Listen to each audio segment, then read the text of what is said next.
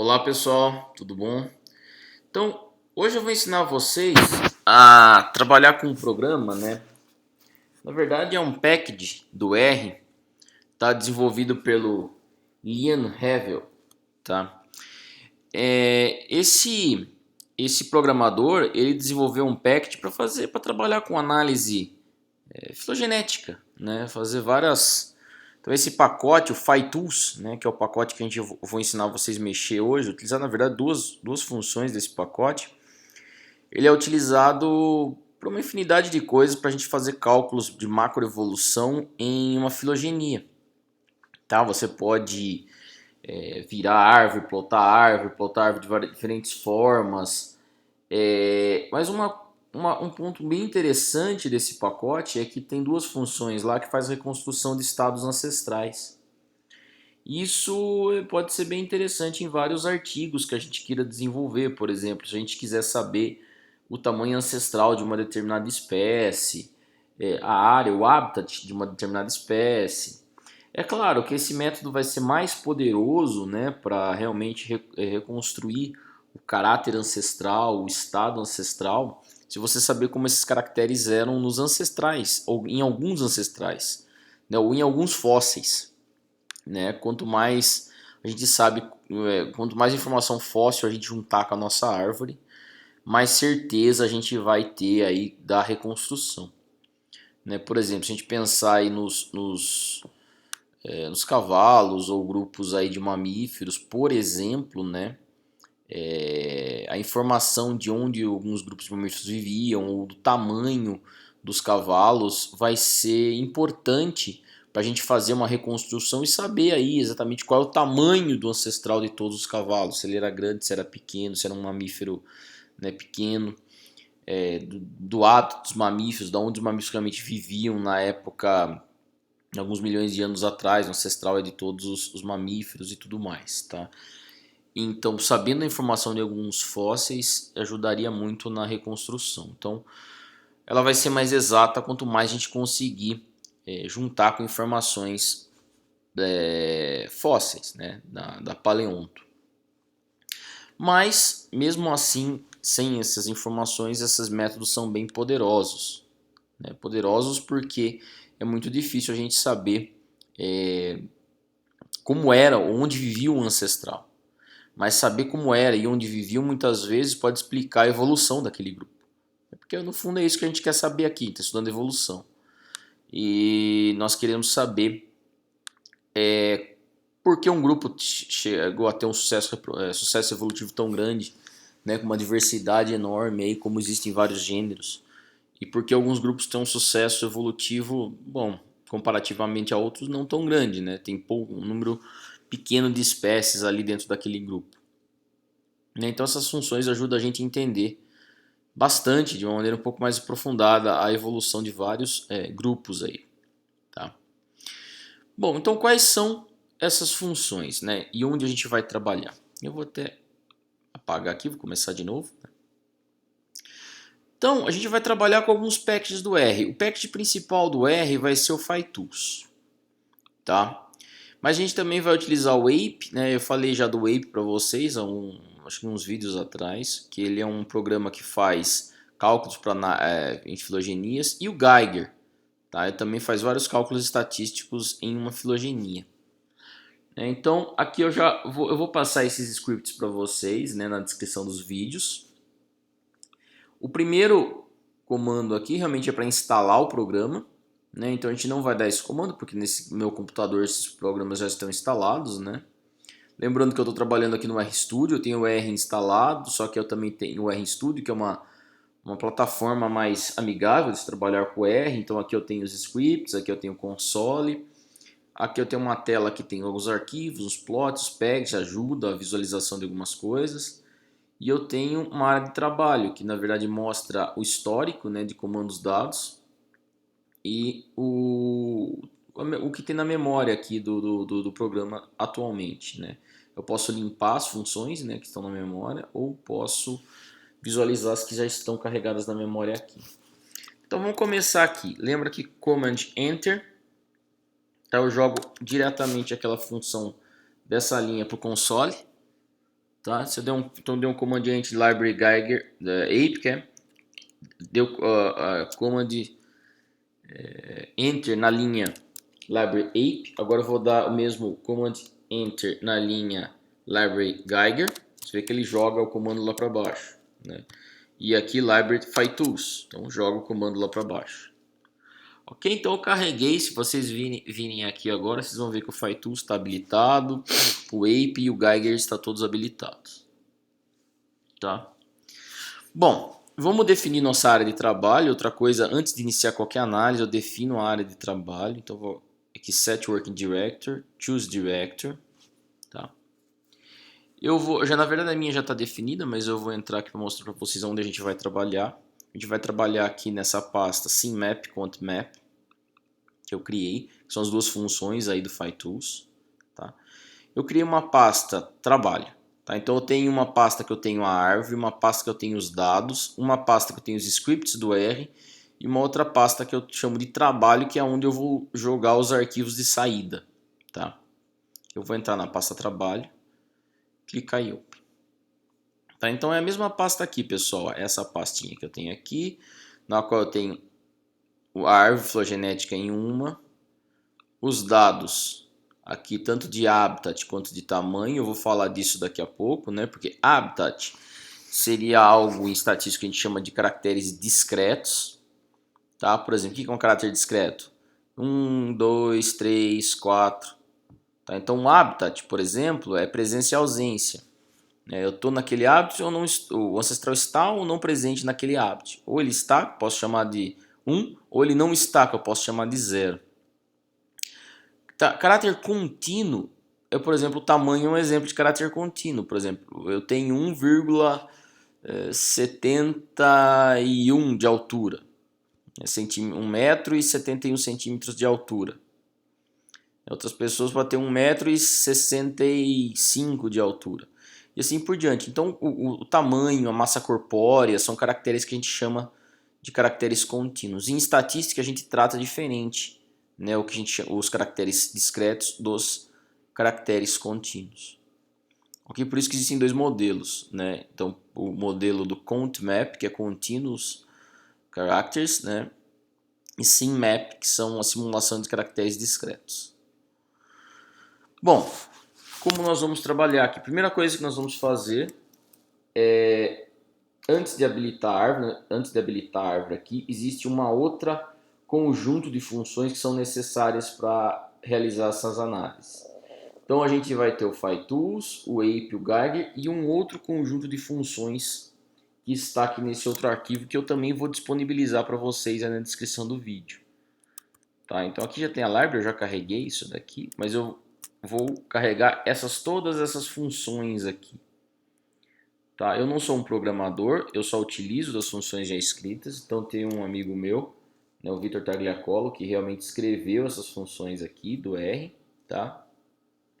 Então eu vou carregar aqui essas funções, ó, Command Enter, depois de ter selecionado todas elas, o R vai jogar tudo de uma vez só aqui embaixo, tá vendo? Ó, jogou tudo de uma vez só e carregou tudo na memória. Então ele escreveu essas funções aqui, ó, Clean Up Data, Eval Fit Discrete, Plot Biogel e tudo mais, tá?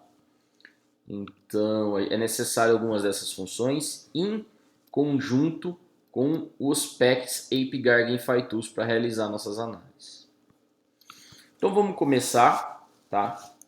As análises. Primeira coisa que a gente vai fazer vai ser ler a árvore. Então vamos nessa linha 21, tá? A linha aqui, vocês podem ler a linha aqui, né? Linha 21. Vocês vão dar Command Enter, jogou esse comando para trás, que é o comando para ler a árvore, read.tree. Ele vai abrir direto na minha pasta de trabalho, mas a árvore está aqui na pasta árvore. Eu vou abrir essa árvore aqui. Pronto, pessoal. Então a árvore está carregada na memória aqui do R. Eu posso dar alguns comandos, como por exemplo plot tree. Vocês vão ver a árvore plotada aqui. Plot tree como um cladograma. Tem uma outra função. Ó, aí ele muda a forma de plotar. Tá? Eu vou deixar aqui, ó, maior para a gente conseguir observar. Ou você plote como fan, né? É outra função aqui. Você tem vários tipos aqui de maneiras de plotar. Isso aqui é a função do ape. Então você pode plotar ela de uma maneira arredondada. Você pode ter outras informações sobre a árvore, tree, né? Então aqui você só clicar no tree, ele vai falar para você o que é, uma árvore filogenética com 13 terminais, 12 nós internos. Aqui estão os terminais da árvore. Ela está rooted, enraizada, inclui comprimentos de ramos e tudo mais, tá?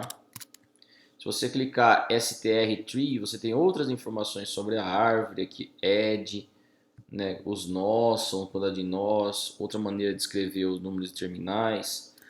Ed seria o intervalo, o comprimento entre o intervalo entre um clado e outro, né? Seria um nó e um terminal, ou um nó e outro nó, e assim por diante, pessoal. Então você tem várias informações aí que você pode ter. Se você quiser informações só dos types, aqui quais são os types, são os terminais, tá? Você clica nessa função. Informações só sobre os nós, são 12 nós. Se você quiser exportar essa árvore de novo, simplesmente write tree, tá? Se você clicar em write tree e o nome, que isso aqui é write, escreva a árvore, né? Que seria essa árvore aqui, e o exemplo, que é o arquivo de saída, né? Então você der esse comando, automaticamente vocês virem aqui na pasta de trabalho, você vai ter a árvore escrita, tá exportada do R. Eu estou mostrando alguns comandos básicos, né, do R para se trabalhar com árvores filogenéticas. Então vamos entrar aqui, vamos fazer a reconstrução de caracteres contínuos. Tá? Quem que são os caracteres contínuos? São o tamanho. Tá? Então o tamanho vamos tentar estimar qual é o tamanho do ancestral desse arquivo. A gente está fazendo uma análise de um grupo de peixes. Tá? Então a primeira coisa que a gente vai carregar vai ser a matriz de dados. Então SVL aqui é read.csv. CSV é um arquivo Command Delimitation File. Seria um arquivo de delimitação por vírgula, que normalmente é um arquivo que tem entrada para o Excel. Tá? Então você pode criar os dados, organizar os dados no Excel e depois entrar com os dados no R. Tá? Então vamos dar um Command R aqui. Ele vai abrir, né, minha área de trabalho, mas os dados contínuos são os tamanhos, estão aqui, ó, SVL, tamanho. Clico em Open. Depois eu reorganizo os dados, né? Então eu vou pegar uma das colunas dos dados aqui e reorganizar em outro formato de matriz. Tá? Então os dados foram reorganizados aqui para entrar na função do próprio count map. E pessoal, depois é simples, é só pedir para o PyTools fazer a análise do count map.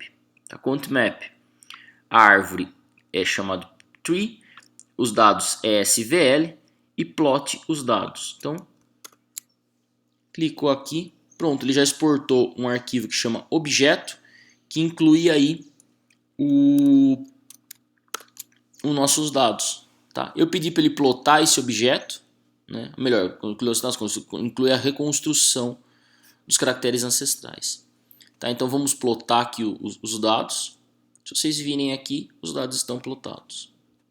Por que essa análise é interessante, pessoal? A gente já fez uma análise parecida com essa, né, caracteres contínuos, no programa Ben. Então se vocês virem o vídeo lá do Ben, vocês vão reconhecer a evolução dos caracteres contínuos também, através do modelo do Ben. Só que o Ben mostra para a gente a velocidade de mudança de um caráter contínuo, mas não mostra a direção da mudança. Tá? Então, por exemplo, aqui a gente tem um caráter aqui em vermelho, né, com as cores mais quentes, para um tamanho menor do corpo, e as cores mais frias para um tamanho maior. Então, a partir do ancestral comum, né, a todo o grupo, que tem um tamanho intermediário relativamente pequeno aqui na escala do amarelo, né, você tem uma evolução nesse clado para um tamanho bem menor do corpo. Tá? E em todo esse grupo, dessa parte superior da árvore, né? Eu gosto de falar superior, mas não é exatamente correto usar essa terminologia. Você tem uma evolução relativamente lenta para um tamanho maior do corpo, até chegar a alguns terminais na qual a evolução rápida para um tamanho maior do corpo, como por exemplo aqui em Chronites subtenens. E outros clados você tem evolução para um tamanho menor novamente. Tá? Isso pode estar relacionado a vários outros aspectos da biologia desse grupo. Muito provavelmente pode estar relacionado ao hábitat a quais esses bichos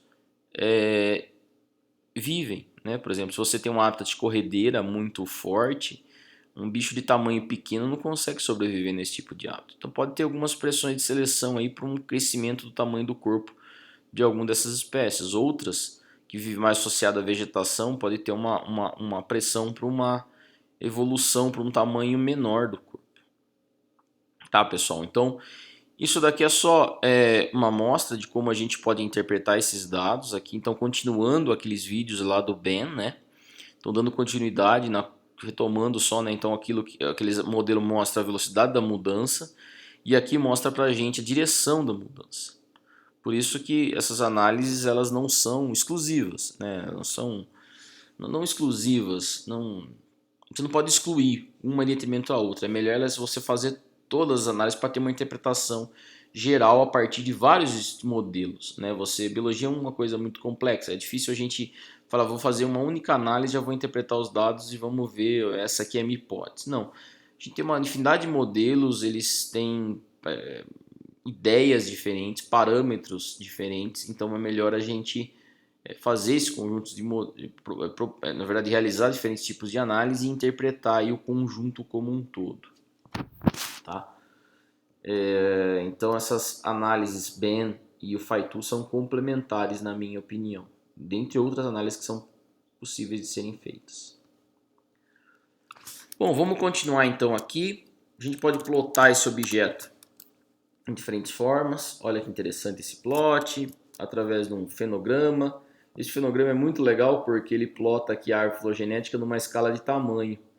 Tá? Então aqui está difícil de visualizar, mas é porque saiu aqui do gráfico, mas aqui a escala de tamanho, que é o menor tamanho do corpo, aqui é o maior tamanho do corpo.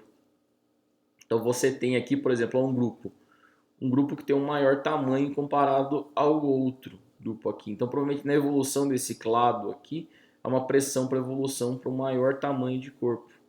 Né? Isso é bem interessante, né? E agora, alguma coisa fez, por exemplo, não se sabe exatamente, mas nessa cladogênese aqui, há uma evolução totalmente independente em relação ao tamanho do corpo dessas duas linhagens. Uma foi para um lado, né? Ou seja, para um tamanho grande de corpo, a outra evoluiu para um tamanho menor de corpo. Né? Não se sabe exatamente o que. Tá? Eu estou só fazendo as análises, só interpretando o resultado puro da análise, não tem hipótese para explicar esses resultados aqui. Tá? Até porque essa classificação que eu fiz aqui de tamanho de corpo dos bichos é só para uma análise, para mostrar para vocês, né, como se faz a análise. Isso aqui não necessariamente está correto. Tá? Então não adianta ninguém tentar publicar esses dados aqui, que não vai conseguir, porque está errado. Tá, eu só estou mostrando para vocês a interpretação das análises do programa, né? Então isso aqui não tem sentido biológico. Tá?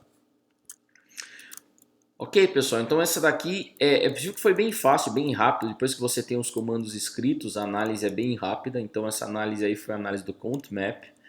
E agora a gente vai fazer a reconstrução no mesmo script aqui, né, tem a reconstrução ancestral de caracteres discretos. Tá? Então, que é, por exemplo, o habitat. Vamos fazer uma reconstrução aqui do habitat das espécies. Vamos pegar essa linha aqui, 57, vocês dão um command enter nela, ela vai jogar aqui para baixo. Essa linha aqui é para abrir os dados, né, do CountMap, melhor, do SimMap agora, desculpa, do SimMap, né, que seria os dados dos habitats, né. Tá, então aqui, ó, DAT, tá aqui DAT, tá, então você tem aí os dados dos habitats dos ancestrais de cada um dos terminais da árvore filogenética. Você vai dar o primeiro comando aqui é para limpar os dados, né? Você fazer uma correspondência entre os dados e a árvore filogenética. Depois você muda, na verdade, isso daqui é para mudar a posição aí a estrutura aí dos arquivos, né? Para a gente entrar com ele dentro do SIMAP, tá? Então tudo aqui é para mudar, a gente mudou a estrutura dos dados aqui também, novamente, depois a gente plota aqui os dados na tela para a gente ver a estrutura dos dados. Então só mostrar para vocês qual é a estrutura dos dados. Então a gente tem o terminal, tá? Aqui, por exemplo, Pseudotocintos tietensis, aí que eu tenho uma classificação do habitat dele. Por exemplo, esse daqui, um é presente, 0 é ausente. Então eu tenho, por exemplo, ele vive numa correnteza lenta e associada a plantas, presente. Ele vive numa correnteza rápida associada a plantas? Não, aqui é um outro tipo de habitat, ele não vive nesse habitat. Ele vive numa correnteza rápida associada a rochas? Não, também. Tá? Mas essa espécie aqui, por exemplo, Exoptopuma curvidens, ele vive em correntezas lentas associadas a plantas, a correntezas rápidas associadas a plantas, mas não vive em correntezas rápidas associado a rocha. Tá? Então isso daqui, pessoal, é a classificação do microhabitat. Tá? Então então essa é a estrutura dos dados que a gente montou. Então a gente entrou com os dados e mudou a estrutura dos dados com esses comandos aqui para a gente fazer a análise dentro do SIMAP mesmo. Então, ó, esse comando da linha 68 é o comando que vai realizar a reconstrução mesmo aí do SIMAP. Tá? O SIMAP ele é um pouco mais demorado, faz uma infinidade de simulações aí, né? Ele simula vários e vários cenários possíveis da evolução desses caracteres discretos, tá? E aqui, na verdade, pessoal, essa análise é baseada acho que em verossimilhança, tá? Então ele simula vários e vários cenários e mostra pra gente o melhor cenário segundo os modelos de verossimilhança. A análise foi realizada já, então a gente vai dar o comando da linha 71, 72 para mudar a estrutura dos dados de novo e vamos plotar eles. Tá? Agora a gente conseguiu plotar os dados. Diferentemente do ContMap, os dados são plotados num arquivo em PDF dentro da área de trabalho. Então, por exemplo, se a gente abrir aqui no plot, a gente consegue visualizar, na verdade, a presença e a ausência que o caráter para cada um dos terminais, conforme eu havia dito para vocês, né? Correnteza lenta, plantas, correnteza rápida, plantas, correnteza rápida e rochas. Né? Então esse daqui vive associado a correntezas rápidas e rochas, mas não em lentas e plantas, lentas e rápidas e plantas. Tá? Então isso aqui são os microhabitats possíveis de cada uma das espécies. Então a gente vem aqui e olha a reconstrução. Tá? Então, ó, quem vive associado à correnteza rápida e rocha tá em preto. Tá? Esse carinha aqui, esse carinha aqui, esse carinha aqui, esse carinha aqui também. Quem está associado à correnteza rápida e planta, esse cara aqui. Então provavelmente houve uma mudança de hábito ancestral desse indivíduo. É mais provável que vivia em correntezas lentas, rápidas e associado à planta. Então o ancestral vivia tanto em correntezas lentas e rápidas e associado à planta. Só que houve uma mudança aqui na evolução desse terminal, na qual ele é exclusivo de correntezas rápidas associado à planta. Então houve uma perda, né, uma mudança de habitat aí, do ancestral, que tinha uma variação maior em termos de habitat, e ele se tornou mais especialista num tipo de habitat, né, ou seja, apenas em correntezas lentas. O ancestral também vivia em correntezas rápidas. Esses dois terminais, correntezas rápidas e plantas, tá? Então, em vermelho aqui e assim por diante, pessoal. Tá? Então esse tipo aqui é o tipo de reconstrução do SIMAP. Ele dá a probabilidade maior do ancestral estar presente. Então esse gráfico aqui em pizza mostra qual é a maior probabilidade onde o ancestral vivia. É mais provável que ele vivesse, por exemplo, aqui no microhabitat vermelho. Né? Então que seria a correnteza rápida, lenta e associada a plantas. Ok, pessoal, então esses modelos aqui em conjunto com o Ben, novamente, retomando a ideia, eles são bem poderosos, né? Então permite que a gente faça várias interpretações aí da evolução dos grupos. Ok, pessoal? Então eu vou deixar todos esses arquivos aqui, ou melhor, esses arquivos aqui, né, de análise, os scripts das análises e a função aqui na descrição do vídeo. Então vocês podem baixar isso daqui, né, e analisar os dados. Ok, pessoal?